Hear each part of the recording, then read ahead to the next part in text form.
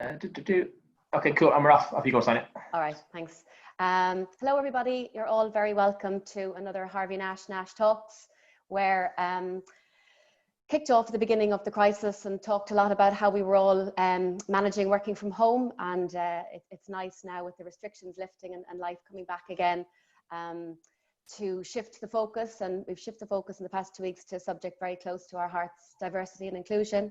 We had a really lovely talk with Siobhan Sweeney, also from Open Doors last week, who very kindly agreed to share the AIB diversity and inclusion journey. And there's some really good takeaways if you did want to watch that and catch up on last week.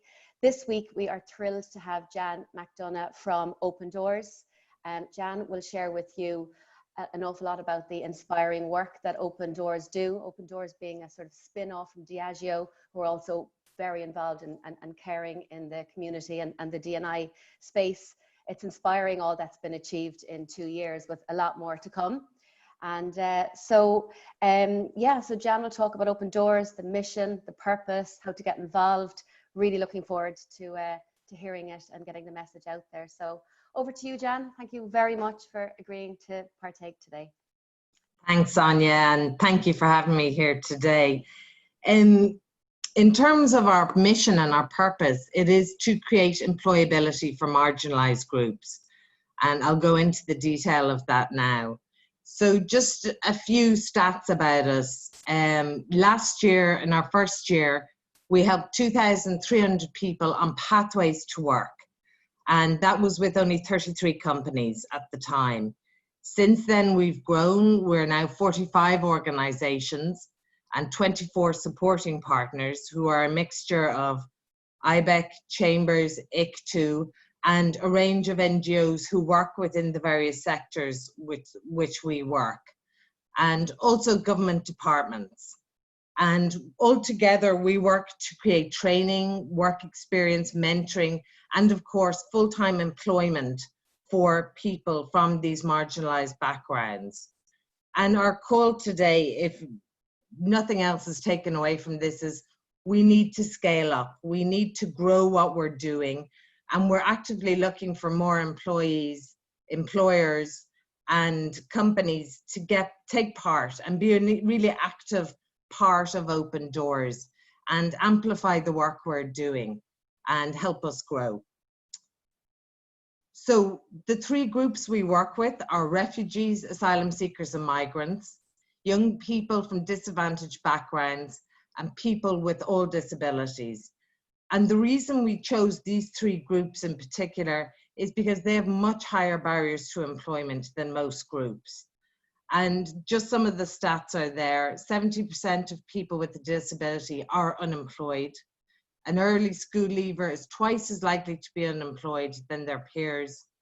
And for refugees, asylum seekers, and migrants, there's the constant issue of permits, only being allowed to work a certain amount of time, reigniting those permits, visas, and so on.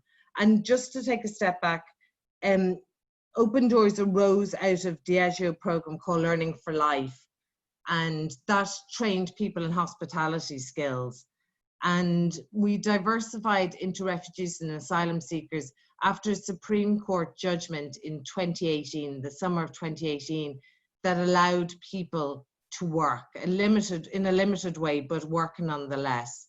So we developed a program from that, but it shows how short a time people have been allowed to work. So again, there's a lot of barriers. And there's also intersectionality, whereby, for example, a refugee may have a disability of some sort. So it's double the barrier to them to work. And we work with all these groups with the specific aim of helping them get a step up in terms of employment, or looking for employment, or being trained for employment, and all the skills that are necessary to go about doing so. Because a lot of them really, really want to work, and they really want to integrate into Irish society, and work is a very obvious way of doing that. So there's a huge business case for this work. A recent study by McKinsey of 1,000 companies showed that companies with ethnic and cultural diversity have a 33% increase in performance. And there's so many studies and so many stats that back this up. Diversity helps companies, and it helps the bottom line.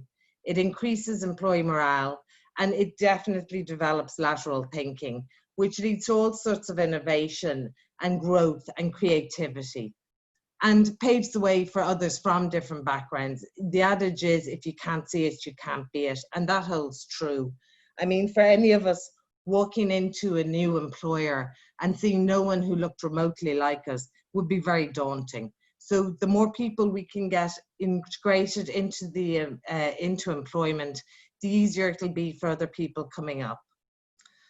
And we've talked to our companies and we've asked them how they found the experience of working with marginalised groups. And it's been really positive feedback. Both the participants really enjoy the experience, their own employees are better engaged, and there's more job satisfaction and greater pride in the company.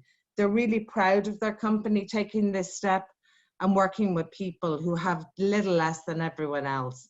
And it does all add up to greater impact for the company in society.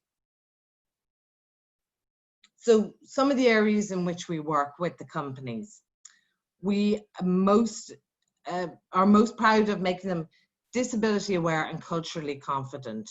So there's nothing to fear from working with people from different backgrounds and different cultures and so on. It adds to the company in so many ways.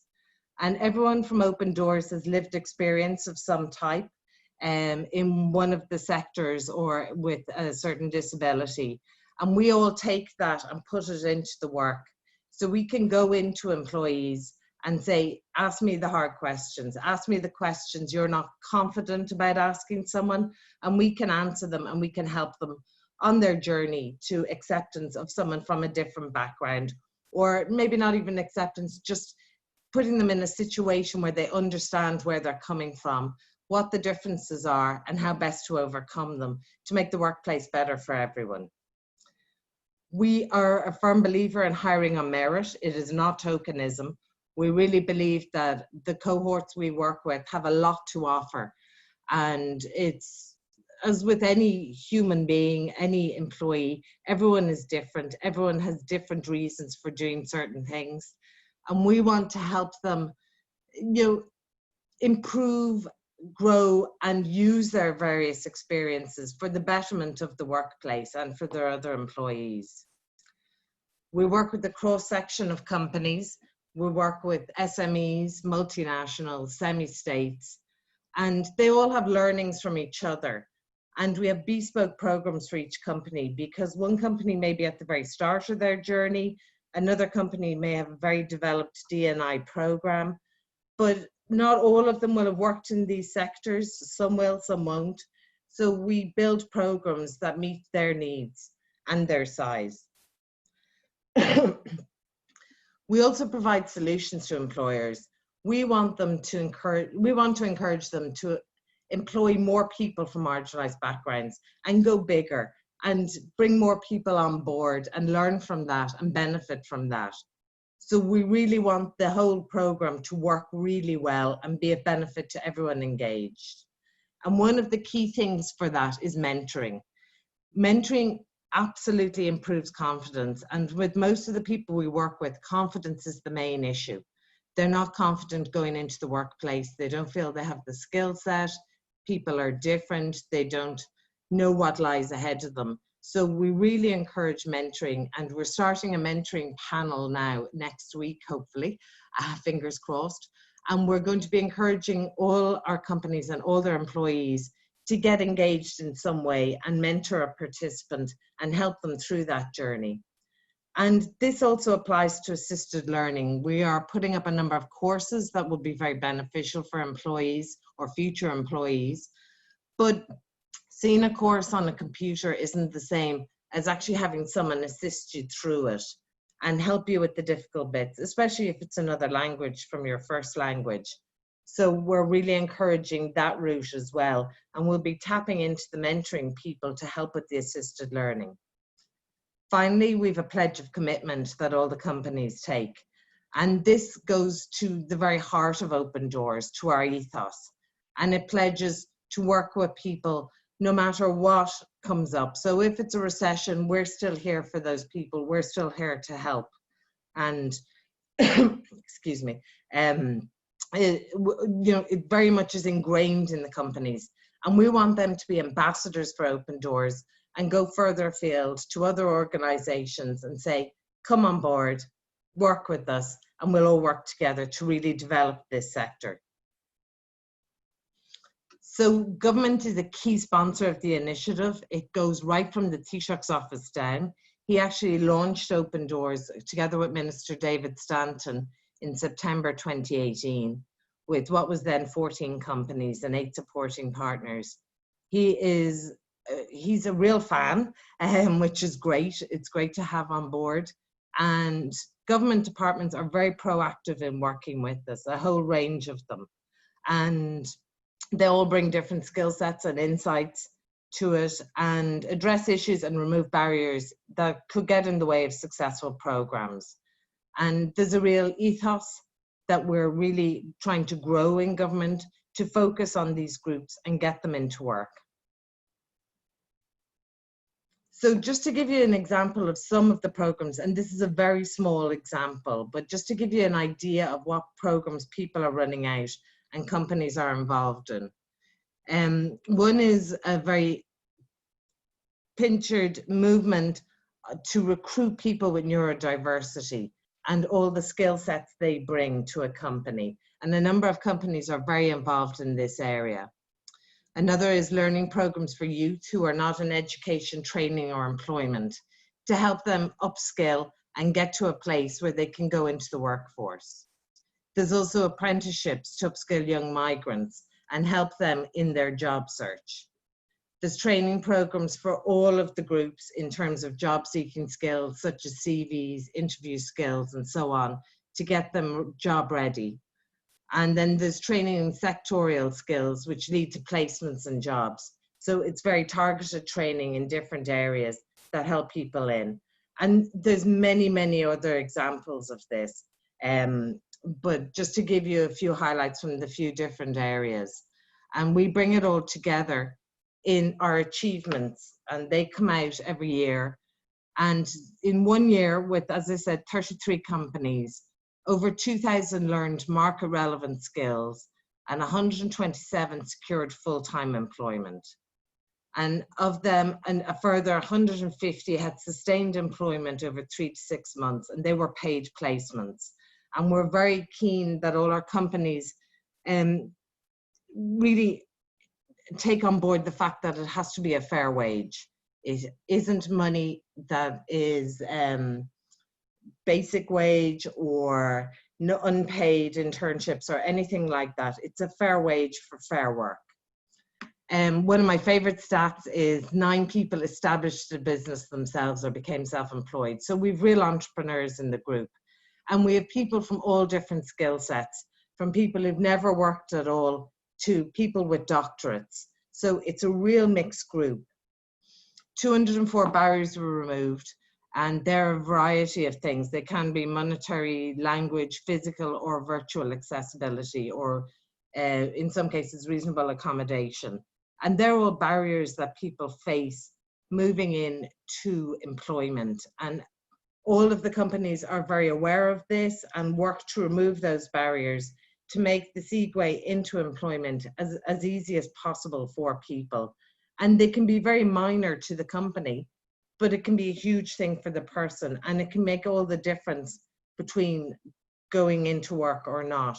And just one example is a cultural one. We had a refugee who was working in with one of the companies on a placement, and his child was sick and he had to take the day off work because he had to mind them. And he assumed, because where he was from, that was it, he had lost his job, so he didn't show up.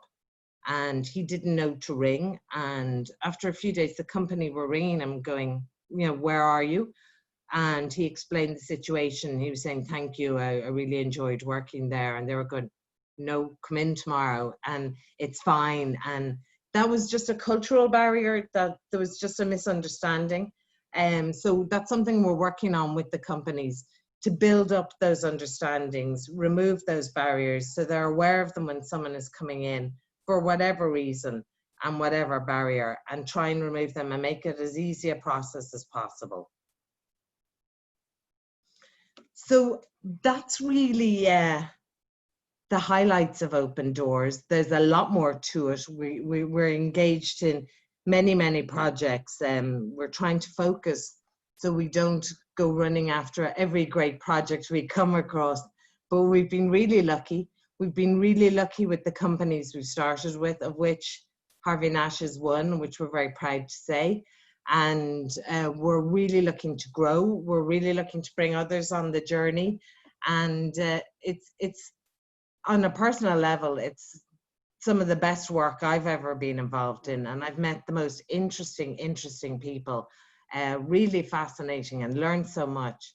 And that's open to anyone who's working in this area and with these people. And yeah, I would really encourage any of you to take part. Brilliant. Thank you so much. Gosh, those achievements and the numbers are inspiring. Love the story about 9 people who've gone on to set up their own business. I mean, that's something that you got to be particularly proud of. I also think we talked about this earlier in the week, the mentoring piece. I just love that idea, because I totally understand where you're coming from around confidence and cultural differences, and from a member company to get involved in that respect. I know I've loads of lovely members of the Harvey Nash team who could just act as a buddy for somebody, and we'd obviously be able to help even more so around CVs and interview prep and all of that. So really excited about getting on board there. Just on so people obviously who are in businesses see this as very important for D&I, and might think that they need to be at a certain stage in their D&I journey to engage with Open Doors. What's your view on that in terms of the size and scale of the company in terms of involvement? Absolutely not. Yeah. Everyone is very welcome. We're very collaborative. As I said, everyone has learnings from people at different stages. We are here to assist you and to help you get started if you're starting, or develop if you're very developed. I think the key thing is taking the pledge and being true to that pledge, and really living it, and not just doing it for sort of shallow reasons. It looks good, it's a box ticking exercise, that's our CSO taken care of. You really have to integrate your company into that way of thinking, and your employees into that mindset. And it should be from the very top. It has to come from the leadership, but it also has to come from the employees. And it needs to be company-wide, but it doesn't matter how small you are or how large you are. There's something to learn. You learn from the most unlikely sources. When we all come together as a group, inevitably new ideas pop out of it. And it's amazing to see. One of our companies, a smaller company, has helped 2 people, like, remarkably, in such amazing ways. And they would be a small company. And then you have bigger companies who may be able to do more on scale, or in terms of putting sort of assets behind it. But that's not the point. The point is the ethos. The point is actually really going the extra mile for people and helping them become a success story in their own right. And it doesn't matter if it's 1 or 200. The point is why you're doing it, I think, as much as anything. Yeah.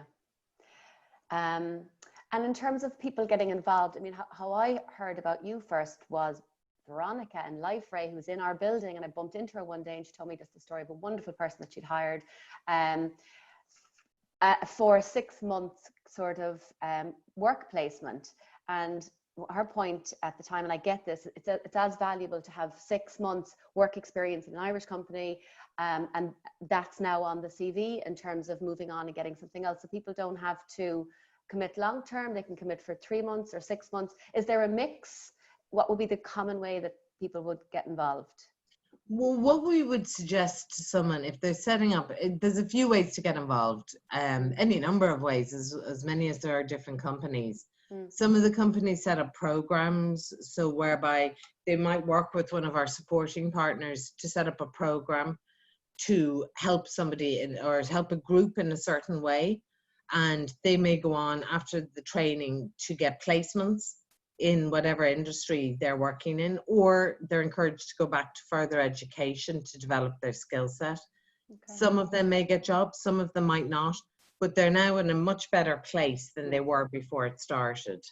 Other companies can take on people on internship. You know, we would recommend it's paid because that's fair, it's work. Yeah. The longer the internship, the better, 6-9 months, because as anyone knows who's starting in a new company, it takes at least 6 months before you're comfortable. You know where the coffee is, you know who to go to for such and such. And to really immerse yourself in a company and learn how it works, it takes a minimum of 6 months. But everything is great. As you said, it's a CV, it's a mark in your CV. It shows you have experience, and it prepares you to move on to the next challenge. So it absolutely, it's bespoke. It's different for everyone. Yeah. So people don't need to overthink it either. Just get on board, hire 3-6 months. Is there any examples, without obviously having to share any names, but companies that do it particularly well, and what do they do? Well, without being biased, all our companies do it really well. Okay, great. They're brilliant. No, it depends. It depends in the area. Like, for example, one thing that I thought was really interesting was one of our banking partners got together with one of our supporting partners casually over a coffee at one of our meetings. And they said, what's the biggest barrier for refugees and asylum seekers? And they said, opening a bank account. And if you think about it, I don't know how any of us manage without a bank account. You can't pay bills, you can't pay rent, you can't pay shopping, schooling, any of those things. And yet it's really hard. It's really hard for us, and we know our way around the system and we know to contact. But for a refugee with no papers, no address, all of that, it's really hard. So they're working on a project to try and solve that, and I'm really looking forward to that one, because I think that'll have huge knock-on effects for other groups and other people in society as well, just to make that system more I don't know, intuitive or easier to use and so on. So that's one project I'm really interested in, and that's not actually creating work, but it's creating a means to work. It's, you know, you walk in to start a new job or a placement or whatever, and they say, well, what are your bank account details? You know, that's the only way we can pay you, which it would be the same for a lot of companies. So I thought that was a very blindingly obvious one when it's put in front of you, but not when you naturally think of. There's so many programs, I really can't pick one out. They're helping people in all different ways, train up, upskill, placements. We've one coming up with that's not in place yet. It's still a pilot program, and we do advise all our companies to start small and build up, you know, so you get comfortable with it and you get a program that suits you. And, you know, also you're dealing with human people, and they come with all the vagaries of humanity and all the quirks that everyone has. So, you know, sometimes it might not work out, and that's fine as well. I mean, the point is you try and you give it your utmost. And for many, many reasons, things mightn't work out, and that happens with employers employing staff from anywhere. So we're very keen to get that message across, you know, and keep trying, and it will work. So yeah, to go back to my point, it's all types, it's all sizes, it's bespoke, and that's why we're here. We're here to help you get that right fit for you and share with you all the learnings from all the other companies and say, well, actually such and such is doing that. You might try that, a different model, tweak it slightly to suit your company, and then off you go. Yeah. So it's constant learning. It's Yeah. constant learning. And at a very simple level, should any companies who are about to post up a job spec send it to Open Doors for you to review your database? Or I was asking you earlier, could we see the skills? And you said we can't quite do that. So how would I? We're not a recruitment agency. Yeah. That we are not. Yeah. But, you know, in certain cases, we come across work and we happen to know people who might be very well fitted to the position. What we can do is share it with all our supporting partners.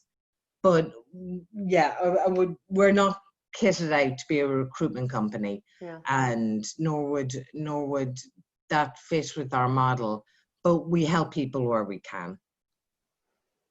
Okay, that makes sense. And obviously, so much achieved in 2 years. What's your vision? What's next? Okay, there's two visions. One is to scale up properly over Ireland, because we're quite centred in sort of urban areas at the moment, and to scale up companies around the country who can help with work in their various areas. We're very keen to do that and get more people integrated into that model, and then expand as we can to bring in more people and to help more people. You know, and sort of secondly, the second vision is probably along the lines of some sort of world domination in terms of the model, and bringing it of aim high. You know, I don't see why in sort of particularly wealthy countries we're not using all of the workforce. There's a bias against using certain people, and that doesn't make sense. And there's a huge refugee problem. It's across the globe. And rather than letting people's skills wither on the vine by not accommodating them properly or giving them an opportunity to set up a new life or integrate into a new society, doesn't make sense to me. And also with disadvantaged youth, removing certain barriers can make a huge difference to one person's life or more people's life. We had a podcast with Gary Gannon, the TD, and he was very quick to say, now don't hold me out as a role model for disadvantaged youth. But he came from in the inner city, and he said the most effective thing for him was strong role models who kept him out of trouble, who kept him playing sport, which he loved, who got him into education, who got him into Trinity through the Access programme. And we need to be looking at a more holistic approach to these things. Like, there has to be access to college for everyone. It's not just because you can afford it, because that just deepens the divide between strata. And also, maybe it's not college, maybe it's an apprenticeship. So we're working with Solace and we want to build up apprenticeships, because it's not necessarily everyone's choice, but just helping people into those situations. And especially when you come from a situation where if you don't have those supports and those guides and those mentors, you know, you can easily fall into criminality, for example, and that's a societal problem. Yeah. So I think you've got to look at the whole thing as a societal problem. It's better for people, if they want to be and if they can be, to be employed and to be earning and to be integrated into society across all the groups. Yeah. You know, and with very little change, it's very possible. And the same with people with disabilities, with reasonable accommodation. And the key is reasonable, and sometimes no accommodation at all. People can be integrated into the workforce. And we're all having a meeting now on Zoom. And, you know, if you're a wheelchair user, for example, you could work quite happily from home. You mightn't want to, you might prefer to work in the office with everyone else, but it gives you options, it gives you choices that weren't there before, and it gives employers choices. So yeah, I'll stop with my rant now. It's amazing, and you've really hit on something very simple with role models and mentoring. Those two things are very powerful in their own right, and definitely help kind of inspire people and grow confidence. And so yeah, look, thank you so much for agreeing to be part. We obviously hope to stay involved and help as much as we can and get the message out there over the next while, and hope that we'll have some really nice participant and success stories ourselves soon. So great. Thank you. Look forward to it. You're welcome. Thank you. All of us at Harvey Nash. Thank you. Thank you. Bye.